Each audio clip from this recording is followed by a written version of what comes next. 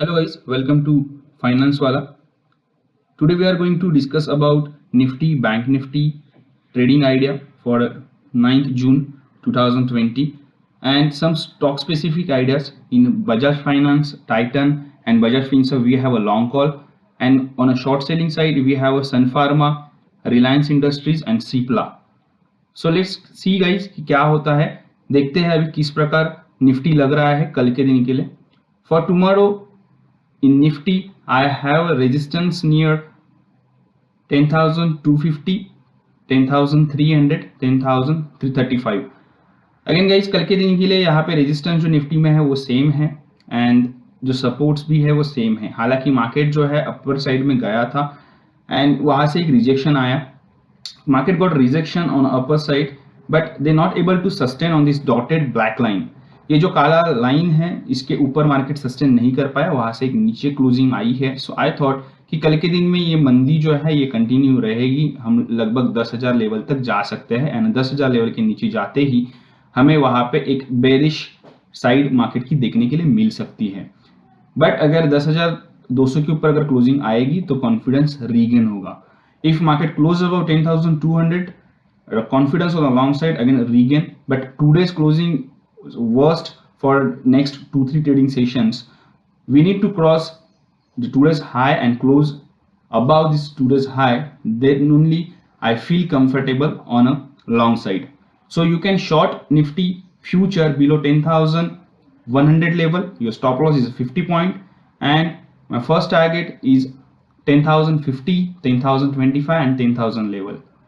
In intraday you can buy Nifty future about 10,300 level and my stop loss price is 10,250, then 10,350, 10,375, 10,400. आप Nifty को bye कर सकते हैं 10,300 level के ऊपर 50 पॉइंट का stop loss and ultimate target जो है 10,400 का है तेजी की तरफ. अगेन गाइज हम सेल कर सकते हैं 10,100 के नीचे. 150 मेरा पहला एक स्टॉप लॉस रहेगा जो आपको स्ट्रिक्टली फॉलो करना जरूरी है शॉर्ट सेलिंग के तरफ.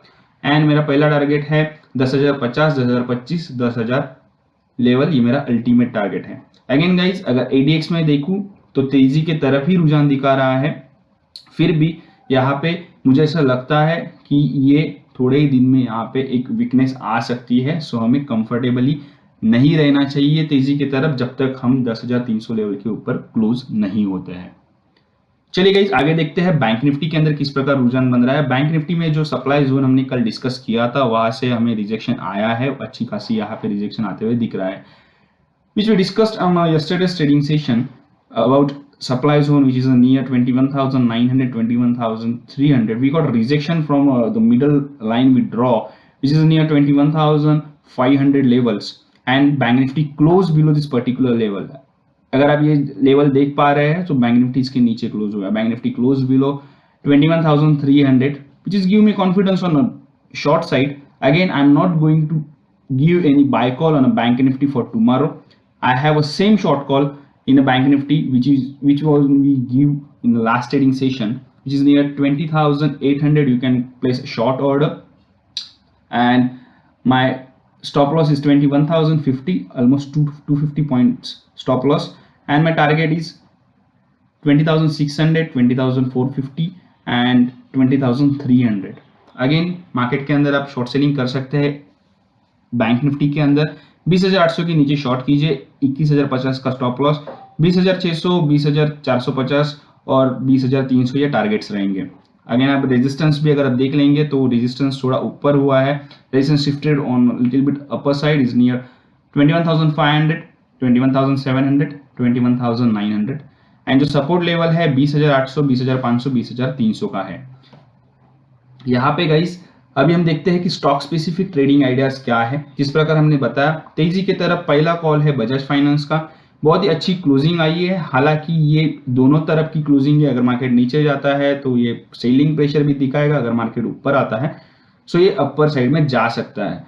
If Bajaj finance cross the resistance level which is we have near 2,550, that time you can place a buy order. अगर बजाज फाइनेंस ये रेजिस्टेंस क्रॉस करता है तो बाय कर सकते हैं 25,600 और 25 माफ कीजिए 2,560, 560 is upper side, you can place a buy order and यहाँ पे हम स्टॉप लॉस प्लेस कर सकते हैं 2530, 2590 मेरा पहला टारगेट रहेगा, 2630, 2650 तक बजाज फाइनेंस ऊपरी स्तरों पे जा सकता है।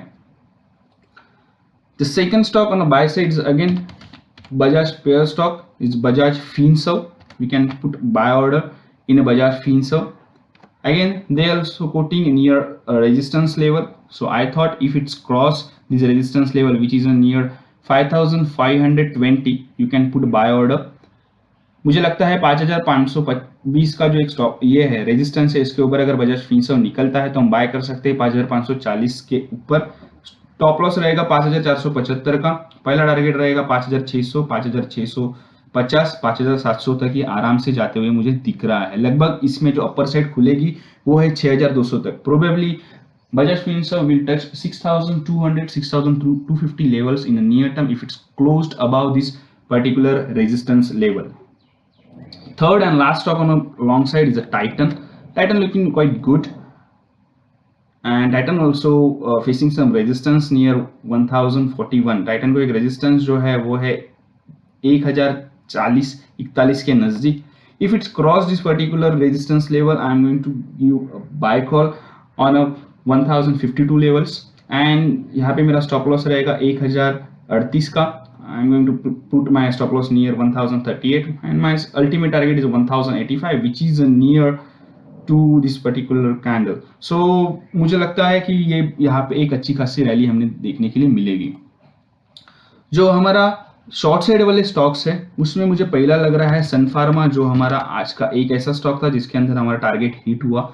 हालांकि बाकी स्टॉक्स के अंदर ट्रिगर नहीं हुए वो पोजीशन, फिर भी मुझे लगता है कि ये कंटिन्यू रहेगी। ये जो मंदी हो रही है सन फार्मा के अंदर, probably Sun Pharma will come down till 468 level.